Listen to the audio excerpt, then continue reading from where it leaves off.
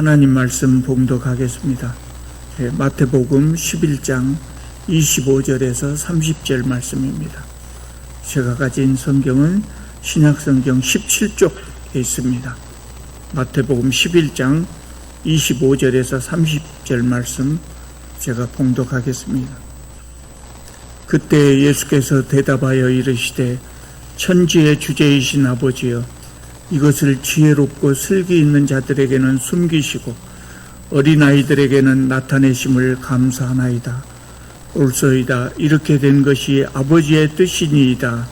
내 아버지께서 모든 것을 내게 주셨으니 아버지 외에는 아들을 아는 자가 없고 아들과 또 아들의 소원대로 계시를 받은 자 외에는 아버지를 아는 자가 없느니라. 수고하고 무거운 짐진 자들아, 다 내게로 오라.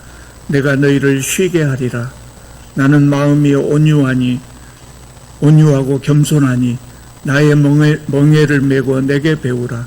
그리하면 너희 마음이 쉼을 얻으리니 이는 내 멍에는 쉽고 내 짐은 가벼움이라 하시니라. 아멘. 오늘 본문 28절에서 예수께서는 수고하고 무거운 짐진 자들아, 다 내게로 오라. 내가 너희를 쉬게 하리라. 이렇게 말씀하셨습니다. 예수께서 이 땅에 오신 이후로 많은 사람들이 이 말씀으로 평안을 얻었습니다. 여러분 평안하십니까? 예, 여러분 평안하시다니 다행입니다. 지금도 많은 사람들이 신앙생활을 하면서 신앙생활을 한 후에 오히려 더 피곤해졌다고도 하고, 또 어떤 사람들은 교회 때문에 너무 피곤하다고, 너무 힘들다고 그렇게 말하는 사람들도 있습니다. 예수님께 나왔는데 쉼이 없습니다. 왜 그럴까요? 예수께서 말씀하신 그 쉼이라고 하는 것이 무엇일까요? 오늘은 이것에 대해서 말씀드리고자 합니다. 오늘 말씀의 줄거리는 너무 길어서 25절부터 봉독했습니다마는 20절부터 말씀을 시작하겠습니다. 지난 주일에 말씀드린 것처럼 예수께서 메시아로 세상에 오셨지만 바리새인과 서기관들, 그리고 또 어떤 사람들은 예수님을 인정하지 않고 오히려 배척했습니다. 그래서 예수께서는 그 사람들을 장터에서 노는 아이들에 비유하시면서 한탄하셨습니다. 그리고 이제 그 후에 나온 말씀이 20절부터 나오는 말씀입니다. 20절에서 24절을 보면 예수께서 회개하지 않는 성읍들에 대해서 책망을 하시거든요. 그래서 예수님께서 그때 거론하신 그 성읍들이 고라신과 벳세다와 가버나움, 이런 성읍이었습니다. 고라신, 벳세다, 가버나움, 우리 귀에 익숙하지 않는 성읍들도 있는데, 이 고을들은 예수님의 고향 마을에서 아주 가까운 그런 마을들이었습니다. 그래서 20절에 나와 있는 것처럼 이 고을들에서 예수께서는 권능을 가장 많이 베푸셨고 말씀을 가장 많이 전하셨다고 그렇게 이야기하고 있습니다. 예수께서 사셨던 성읍에서 가까웠기 때문에 아무래도 더 그러지 않았겠습니까? 그래서 예수께서 이 고을들에서 많은 병자들을 고치시고 많은 귀신 들린 자들을 고치셨습니다. 또한 어디에서보다 하나님의 말씀을 더 많이 전했어요. 그럼에도 불구하고 그 사람들은 예수님을 지난주에 나왔던 그 오실 그이, 메시아로 믿지 않는 사람들이 많았었던 것이죠. 저는 젊어서 성경에서 이적에 대한 기사를 읽을 때마다 그런 생각을 했어요. 또 목사님들이 설교하시면서 어떤 사람은 기적적으로 사고를 피했다든가, 어떤 사람들은 기적적으로 병이 나았다든가, 이런 말을 들을 때마다 나도 그런 기적을 좀 체험해 봤으면 좋겠다. 나에게도 좀 기적이 일어나고 그러면 믿음이 훨씬 더 깊어질 수 있지 않을까, 그런 생각을 해봤어요. 그런데 오늘 본문을 보면 기적을 체험했다고 해서 반드시 잘 믿는 것은 아니다. 그런 사실을 알 수 있습니다. 그래서 믿음이라고 하는 것은 하나님의 선물이라고 하거든요. 하나님의 선물입니다. 하나님께서 우리에게 믿음을 주실 때 우리의 눈이 열리고 영안이 밝게 뜨고 그래서 하나님을 볼 수가 있는 거거든요. 21절에 보면 예수께서 고라신과 벳세다를 두로와 시돈이라고 하는 성읍에 비교하셨어요. 두로와 시돈은 이스라엘 북쪽에 있는 작은 도시국가입니다. 그 세계사에 나오는 페니케아라는, 세계사에서 페니케아라는 나라 이름을 들어보셨을 겁니다. 그 페니키아에 있는 도시국가였습니다. 그런데 구약 성경을 보면 이 도시국가들이 이스라엘을 계속 괴롭혔던 그런 나라입니다. 바알 신앙의 중심지였습니다. 그러니까 도시와 시돈이라는 이 도시 성읍들은 악한 성읍의 상징이었다. 그렇게 말할 수 있는 그런 도시였습니다. 그런데 예수께서 말씀하시기를 고라신과 벳세다에서 행한 이적들을 이 두로와 시돈에서 행했다면 그 사람들이 베옷을 입고 재에 앉아서 회개했을 것이다. 이렇게 말씀하셔요. 그 무슨 말씀입니까? 고라신과 벳세다에서 많은 이적들을 행했는데 변화가 없단 말이에요. 근데 두로와 시돈은 악한 나라였지만 그 두로와 시돈에서 고라신과 벳세다에서 행했던 그 이적을 거기서 행했다면 두로와 시돈도 회개했을 것이다. 그렇게 말씀하셨어요. 그러시면서 심판날에 두로와 시돈이 고라신과 벳세다보다 견디기 쉬울 것이다. 그렇게 말씀하셨어요. 그러니까 예수께서 이 고라신과 벳세다에서 이적을 행하고 말씀을 전하셨지만 결과가 나타나지 않으니까 굉장히 실망하셨던 것 같아요. 또 23절을 보면 가버나움을 향해서 말씀하십니다. 네가 하늘에까지 높아지겠느냐, 음부까지 낮아지리라, 이렇게 말씀하셨어요. 여러분 잘 아시는데 가버나움은 예수께서 공생애 동안 활동했던 활동의 근거지. 거기서 사셨어요.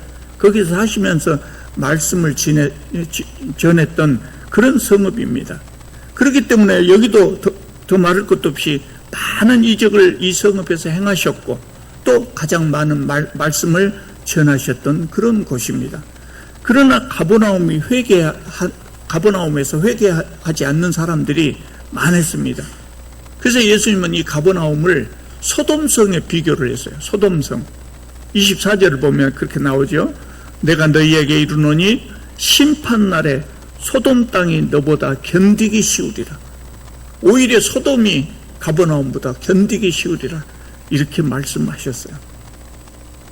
소돔 사람들은 예수님을 본 적이 없죠.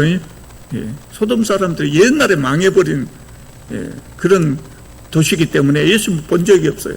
근데 가버나움 사람들은 예수님을 직접 보고 예수님의 말씀을 듣고 예수님이 이적 행하는 것을 봤거든요. 그럼에도 불구하고 예수님을 거부했기 때문에 예수께서 실망해서 이렇게 말씀을 하신 것 같아요. 여러분, 복음을 들은 사람들은 복음에 대한 책임이 있습니다. 복음을 듣고도 변하지 않으면 그에 대한 책임이 있습니다. 복음을 들은 적이 없었던 사람들은 더 나아요. 근데 복음을 듣고도 변화가 없으면 그 책임이 있습니다. 그러니까 무슨 말이냐면 지금 우리나라처럼 곳곳에 교회가 있고 성경책을 쉽게 접할 수 있고 그런 곳에 사는 사람들은 저 오지에 사는 사람들, 하나님 말씀을 접할 기회가 없는 그런 사람들보다 복음에 대한 책임이 더 크다고요. 그래서 예수께서는 이렇게 말씀하신 겁니다. 25절을 보면 예수님을 거부한 사람들에 대한 예수님의 반응이 나옵니다. 예수께서 뭐라고 말씀하시냐면 천지의 주제이신 아버지여, 이것을 지혜롭고 슬기 있는 자들에게는 숨기시고 어린아이들에게는 나타내심을 감사하나이다. 이렇게 말씀하셨어요. 예수께서 말씀을 전하셨지만 그 당시에 지혜롭고 슬기 있다고 생각하는 사람들, 소위 인텔이라고 스스로 생각했던 사람들은 예수님의 말씀을 받아들이지 못했어요. 깨닫지 못했어요. 그러나 어린아이들, 여기 어린아이들은 진짜 어린아이들이 아니고 어린아이들 같은 사람들, 스스로 내세울 것이 없다고 생각했던 사람들, 겸손했던 사람들, 스스로 못났다고 생각하는 사람들, 배움이 부족하다고 생각하는 사람들, 그런 사람들은 오히려 예수님의 말씀을 듣고 예수님을 받아들였어요. 그러니까 이 말씀은 교만한 사람들하고 겸손한 사람들을 비교한 말씀이고, 또 그 예수님의 말씀을 받아들이지 않았던 그 종교 지도자들하고 예수님의 말씀을 받아들였던 예수님의 제자들하고 이렇게 비교해서 지금 하신 말씀이에요. 그 교만한 종교 지도자들은 예수님의 말씀을 받지 않았는데 겸손한 제자들은 예수님의 말씀을 듣고 회개했어요. 그래서 이렇게 말씀하신 것입니다. 그런데 이제 문제는 예수님의 말씀을 받아들이지 않고 교만했던 종교 지도자들이 겸손한 예수님의 제자들, 또 예수님에 따랐던 사람들을 종교적으로 억압하고 있었어요. 그래서 예수께서 이 겸손한 사람들을 향해서, 억압받고 있는 이 사람들을 향해서 하셨던 말씀이 바로 수고하고 무거운 짐진 자들아 다 내게로 오라, 내가 너희를 쉬게 하리라, 이렇게 말씀하신 거예요. 예수님이 이 사람들, 당시에 그 서민들, 또 종교 지도자들로부터 죄인들이라고 업신여김을 받았던 그 사람들을 정말 불쌍히 여기는 마음으로 이 말씀을 하셨어요. 여러분은 예수 믿은 후에 안식을 얻으셨다고 하니까 너무나 다행입니다. 저는 한때 오늘 본문에 나온 것처럼 수고하고 무거운 짐진 자였던 때가 있어요. 저도 그런 때가 있었어요. 제가 30대 때, 요새는 30대 청년들이 애기 노릇을 해요. 그런데 제가 30대에는 30대에 상당히 중요한 일들을 많이 했어요. 교회에서 아주 그 중요한 직분을 맡아 있었어요. 그런데 이 직분을 맡은 후에는 주일이 되면 예배드리러 교회에 나가야 될 것 아닙니까? 교회 나가기가 싫어요. 교회 나가기 싫어요. 보통 예수 믿는 사람이 그러잖아요. 세상살이에 지친 마음을 주일날 예배당에 나가서 예배드리면서 회복을 해야 되는데, 위로를 받고 회복을 해야 되는데, 제 느낌에는 그랬어요. 월요일부터 토요일까지는 재밌게 잘 살다가 주일날 교회만 가면 속이 상해갖고 돌아왔어요. 교회만 가면 속이 상해서 거꾸로 됐어요. 교회를 옮기고 싶었어요. 근데 옮기지 못했어요. 왜냐하면 제 마음속에 뭔 생각이 드냐면 다른 교회에 가도 똑같지 않을까, 그런 실망이 들었던 거예요. 그때 제일 힘들었던 것이 뭐냐면, 제가 우리 목사님의 저 설교를 듣고 우리 목사님이 하라고 하는 대로, 인도하는 대로 신앙생활을 했을 때 내가 과연 구원을 받을 수 있을까? 그 회의가 든 거예요. 목사님에 대한 신뢰가 사라져버렸어요. 내가 목사님 말씀 듣고 그분이 하라고 하는 대로 신앙생활을 했다가 구원에서 제외되지 않을까, 무서운 생각이 들었어요.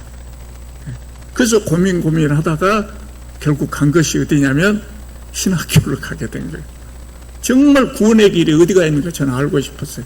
목사가 되고자 해서 목사로서 소명을 받아갖고 신학교를 간 거예요. 내가 많은 목사님들한테 실망을 했는데 또 다른 교회를 찾아갈 용기가 안 났어요.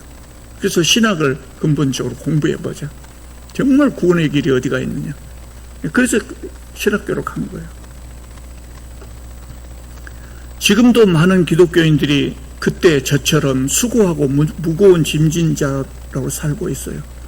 예수님을 믿은 후에 안식을 누리지 못했다면 정말 저는 잘못된 것이라고 생각해요. 교회는 성도들에게 안식을, 오늘 본문의 말씀대로 교회는 반드시 성도들을 편하게 안식할 수 있게 해야 된다고 저는 그 생각하고 있어요. 그러니까 예수님을 믿은 후에 안식을 누리지 못했다면 그 교회 담임 목사가 잘못했든지, 교회가 잘못했든지, 성도가 잘못했든지 문제가 있는 것이죠. 그래서 여러분들 오늘 본문을 잘 이해하시고 신앙생활에서 참된 평안과 안식을 누릴 수 있기를 바랍니다. 예수께서 주시겠다고 하셨던 그 쉼, 안식이 무엇이었을까요? 여러분, 교회에서 열심히 정말 열심히 봉사하는 사람들은 주일날만 되면 과도한 봉사로 파김치같이 쭉 쳐집니다. 저도 청년 시절에 그랬거든요. 20대 때. 우리 교회는 교육관이 없고 예배당이 하나밖에 없어가지고 그때 우리 교회가 그래서 예배당 하나에서 모든 프로그램을 진행하다 보니까 7시에 아동부 예배를 드리고 아동부 예배가 끝나면 중고등부하고 아동부 교사도 맡고 중고등부 교사도 맡고 또 찬양대 맡고 주일 오전 예배 드리고 주일 오후에는 교회에서 점심 먹고 전도 나가고 그리고 저녁 예배까지 참석하면 9시가 되어야 집에 나옵니다. 아침에 7시에 집에서 나왔다고 9시에 집에 들어갔어요. 너무나 피곤했죠. 육체적으로 얼마나 피곤하겠어요. 그런데 고린도후서 11장을 보면 사도 바울이 당했던 고난의 리스트가 쭉 나와요. 사도 바울이 어떤 삶을 살면서 복음을 전했는가 이것이 나오거든요. 수고를 넘치도록 하고 옥에 갇히기도 하고 여러 번 죽을 뻔하기도 하고 40에 하나 감한 매 그게 39대를 맞는 그 매를 5번이나 맞았다고 그래요. 그리고 결국 순교 당하시거든요. 바울뿐만 아니라 많은 사도들이 순교를 당했지요. 또 기독교 역사 2000년 동안 진실하게 하나님을 섬겼던 사람들 중에 많은 사람들이 박해를 당했어요. 그런데 누구도 오늘 제가 말씀드렸던 이런 분들 중에 누구도 그것을 고통스럽게 생각하지 않았어요. 여러분, 예수께서 말씀하신 쉼이라고 하는 것은 이런 예를 볼 때 육체적인 안식을 의미하는 것은 아니었던 것 같아요. 그럼 무엇일까요? 예수께서 이 말씀을 하셨을 때 그 예수님의 제자들의 수고와 무거운 짐이 무엇이었던가 이것을 생각해 보면 예수님이 주시고자 하시는 그 안식이 무엇인가를 알 수 있을 겁니다. 예수님 시대 사람들은 경제적으로 굉장히 어려웠다 그래요. 그래서 90%가 서민들의 90%가 절대 빈곤 상태에 있었다 그래요. 또 육체 노동으로 힘들었고 그렇게 힘든 삶을 살았어요. 그런데 성경을 읽어보면 그것보다 더 이 사람들을 힘들게 하는 것이 있었던 것 같아요. 제가 느끼기에 그것이 뭐였냐면 종교 지도자들이 만들어 놓은 규정이에요. 종교 지도자들이 성경의 율법에 추가해 놓은 율법이었던 것 같아요. 그 별로 성경적인 것도 아니고 또 애초에 가난한 사람들은 지킬 수도 없는 규정들이 많이 있었는데 종교 지도자들은 그 가난한 사람들이 이 규정을 지키지 못한다고 죄인 취급하고 멸시했어요. 가장 힘들게 했던 것은 성전 예배에 참석하지도 못하게 했어요. 죄인들은 성전 예배에 참석할 수도 없다고 그랬어요. 여러분, 하나님을 믿는 사람들은 그러잖아요. 세상살이가 정말 힘들 때, 세상에 어디에 가도 위로받을 수가 없을 때, 그때 어디에 갑니까? 교회 가서 엎드려서 기도하고 그러면서 위로를 받지 않습니까? 예수님 시대 사람들도 그랬을 거라고요. 근데 종교 지도자들이 이런 사람들을 죄인이라고 멸시하고 성전에 나오지 못하게 했어요. 얼마나 고통스러웠을까요? 갈 곳이 없어요. 하소연할 수도 없어요. 그래서 수고하고 무거운 짐진 자들이 된 것입니다. 이들은 가난했기 때문에 육체적으로 힘들었지만 종교 지도자들이 지은 짐은 더 무거웠던 것입니다. 그래서 예수께서 그들을 부르시고 평안을 주신 거예요. 그러니까 예수께서 말씀하신 쉼, 안식이라고 하는 것은 육체적인 것이 아니고 정신적이고 영적인 것이었던 것 같아요. 예. 소위 말하는 마음의 평안이었던 것 같아요. 그래서 29절을 보면 뭐라고 말씀하십니까? 너희 마음이 쉼을 얻으리라. 그렇게 말씀하셨어요.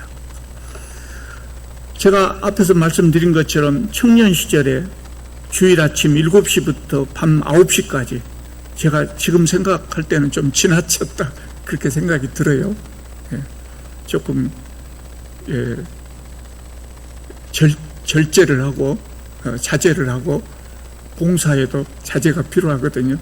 그랬으면 좋았을 텐데 청년 시절이라 그냥 열정이 넘쳐서 그렇게 열심히 봉사를 했거든요.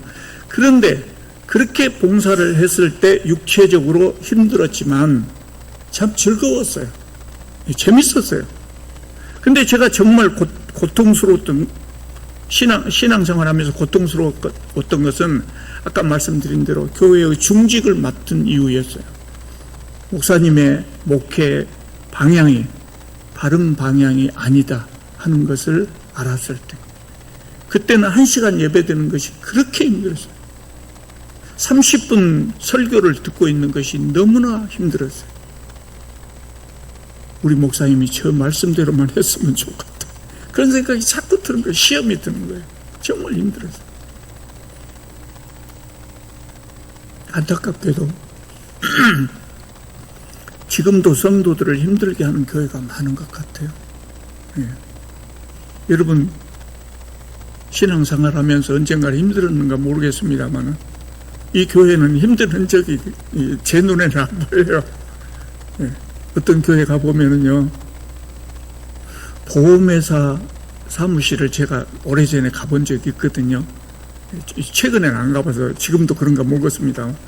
보험회사 사무실에 가보면 뭐 그래프가 겁나 많이 그려져서 서로 경쟁시키느라 교회에 그래프를 막 그려놓은 사람들이 있어요. 뭔 그래프겠습니까? 누구는 전도를 몇 명하고 누구는 몇 명하고 성도들을 경쟁을 시켜요. 전도하라고 경쟁을. 예배당 건물 짓는다고 헌금 강요하고 그것도 모자라서 성도들끼리 연대 보증 세워서 빚내갖고 예배당 건축하고 목사가 교회를 그릇된 방향으로 이끌면서 교회가 정말 해야 될 일을 하지 않고 있는 교회가 아직도 들어 있습니다. 그러면서 성도들이 순종하지 않는다고 꾸중을 하고 그래요. 그 고통이 얼마나 큰지 모릅니다. 저는 목사가 되기 전에 제가 모셨던 목사님들이 좋은 목사님도 있었습니다만 별로 안 좋은 목사님들만 많이 만났던 것 같아요. 그래서 제가 그 신앙생활로 인한 고통이 굉장히 컸어요. 저희 아버지 때부터 제가 저희 가정이 신앙생활을 했거든요. 저는 모태 신앙이죠. 아버지의 기도가 없었으면 저도 진즉 교회를 떠나버렸을지 몰라요. 그렇게 고통스러웠어요. 그 고통은 당해본 사람들만 압니다. 그래서 우리나라에도 많은 사람들이 신앙은 있으면서 교회에 안 나가는 그런 가난한 소위 말하는 가난한 성도라고 하는 성도가 된 사람들이 200만이라고 하잖아요. 바벨탑을 세우듯이 예배당 건축하느라고 성도들은 가난해지는데 예배당 건물 쓸데없이 헐었다 세웠다 반복하고 그것이 하나님께 충성하는 것이라고 그렇게 말하면서 그렇게 하지 못하는 성도들을 죄인 취급하고 더 안타까운 것은 뭐냐면 성도들이 그런 고통을 당하면서도 그것을 충성으로 알고 있는 거예요.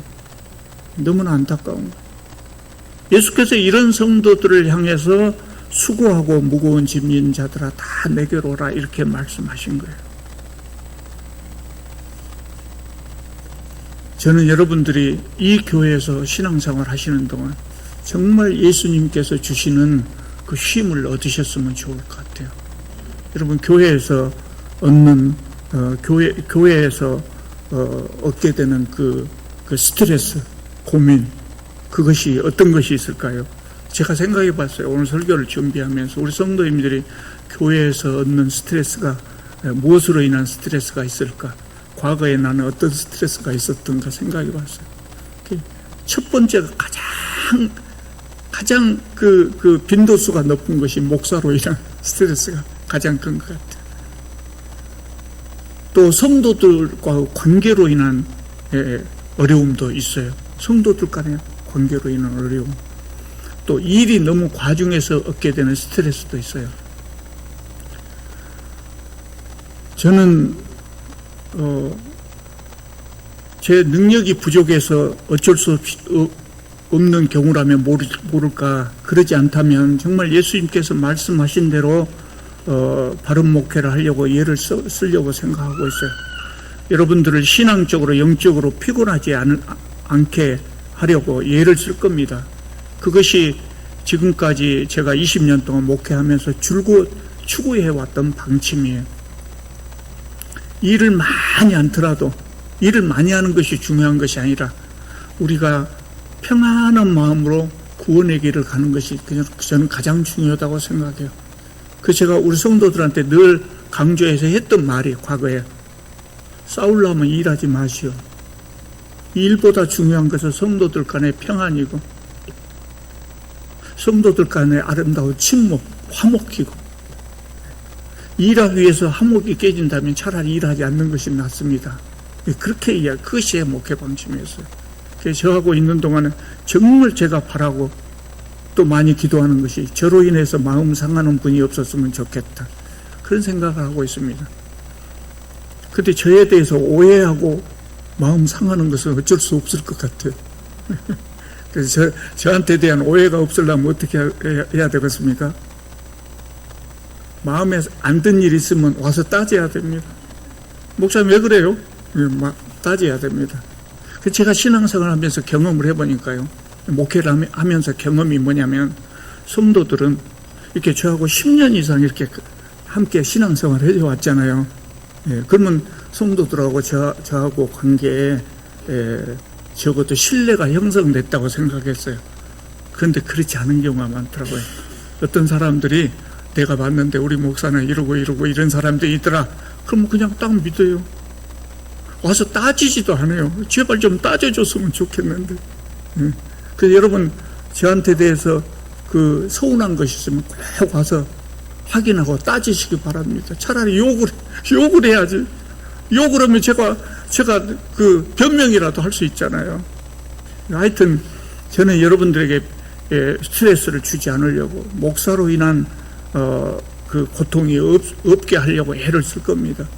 성도들 간의 관계로 인한 고통은 여러분들이 그것은 헤쳐나가셔야 됩니다. 초신자들은 그런 것이 없거든요.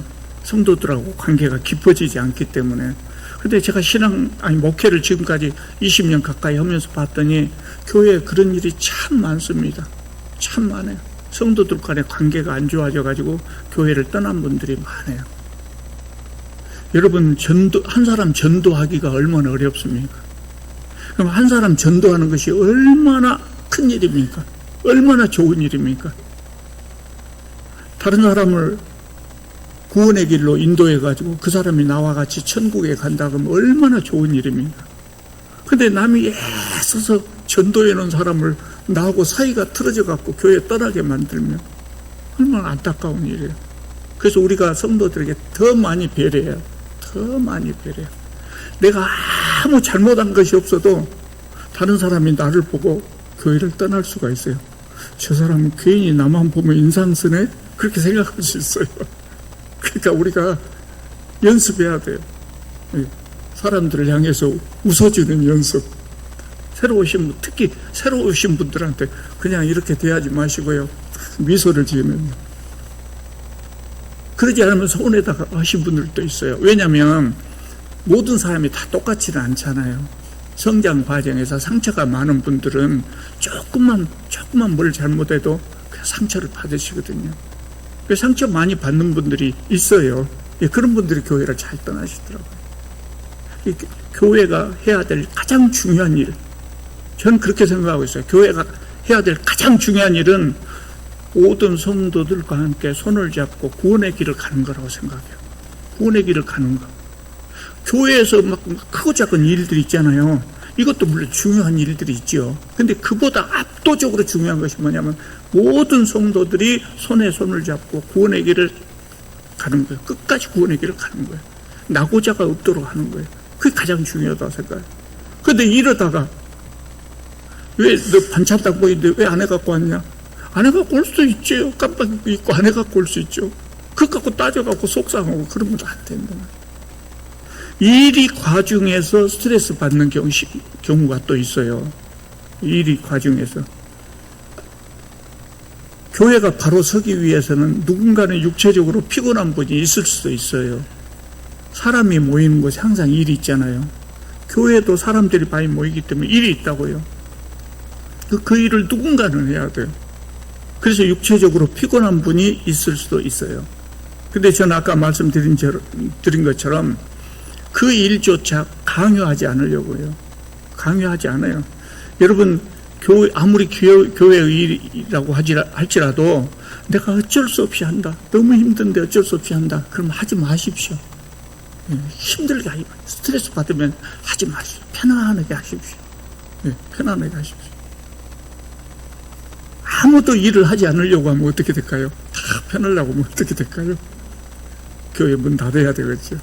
교회 문 닫아야 돼요. 차라리 교회 문 닫을지라도. 근데 그런 일은 일어나지 않습니다. 제 경험에 20년 목회 경험에 교회에 일할 사람이 없어서 교회에 문 닫는 경우는 없었어요. 누군가는 해요. 하나님께서 일꾼들을 계속 세워주신다고. 일이 즐거울 때 일을 해야 돼요. 너무 힘들어서 못 하겠다. 그러면 좀 일을 내려놓으십시오. 많은 일을 안 하더라도 아까 말씀드린 대로 많은 일을 하는 것보다 중요한 것이 우리 성도님들이 다 구원의 길을 성공적으로 구원의 길을 가는 거예요. 그것이 가장 중요하기 때문에 그래요. 제가 이 교회에 와서 깜짝 놀란 것이 있어요. 제가 처음에 오면서 교회가 작아서 일할 사람이 너무 부족할 텐데 어찌해야 될까 그런 생각을 했거든요. 그런데 우리 참빛교회 성도님들은 정말 자원해서 일을 하시더라고요. 힘든 내색도 없어요. 그러니까 힘들지 않은가 보다 그렇게 오해할 수도 있는데 힘 안 들 리가 없죠. 교회 일을 하는데. 더군다나 소수가 일을 하는데. 큰 교회나 작은 교회나 기본적인 일들은 다 있거든요. 내색도 하지 않고 열심히 기쁨으로 봉사하시더라고요. 어떤 교회는 당번을 정해놔도 잘 되지 않는데 우리 교회는 자진해서 그 일을 하고 있어요. 참 감사한 일, 참 감사한 일. 하나님께서 그 수고를 다 하십니다. 넘치는 축복과 또 하늘의 상이 있을 것입니다. 여러분들의 신앙생활이 정말 즐거웠으면 좋겠습니다. 여러분들이 이 교회에서 신앙생활 하시는 동안 예수님께서 그 말씀하셨던 참된 안식과 평안을 누리시기를 바랍니다.